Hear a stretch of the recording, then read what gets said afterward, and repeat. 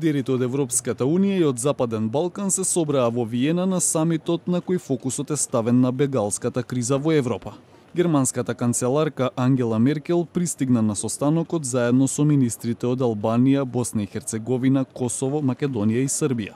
Самитот се одржува откако земјите, особено Србија и Македонија, се соочуваат со наплив на мигранти кои сакаат да стигнат во земјите на Европската Унија.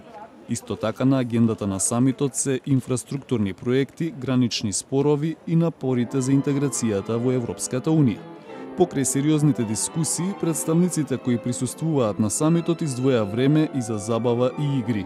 Вчера вечер представниците на Европската Унија одиграа фудбалски надпревар против тимот на представниците на балканските земји кои имаат аспирации да и се приклучат на Унијата.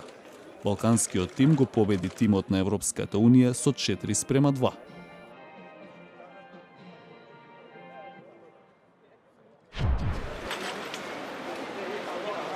Најголемата опозицијска група на Косово, наречена Самоопределување, одржа демонстрации во центарот на Приштина против договорот со Србија, кој ги придвижи земјите кон нормализирање на односите. Договорот постигнат на 25 август во Брисел им дава поголема автономност на српските мнозински општини на северот на Косово. Но некои косовари велат дека тоа го крши суверенитетот на земјата. Демонстрантите се собраа околу картата на Косово, која подоцна беше срушена од демонстрант кој глумеше дека е српскиот премиер Александар Вучич.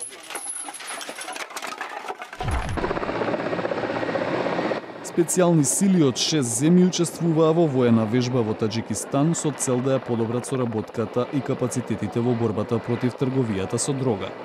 Вежбата, која се одржа на југот на главниот град Душанбе, ги вклучи сите земји од Организацијата за колективна безбедност, како Ерменија, Белорусија, Русија, Казахстан, Киргизстан и Таџикистан. Таџикистан и неговите соседи од Централна Азија се главните транзитни земји за наркотици произведени во Авганистан и шверцувани во Русија и други земји. Профитот од масовната трговија со дрога помага за поддршка на екстремистичките групи во регионот.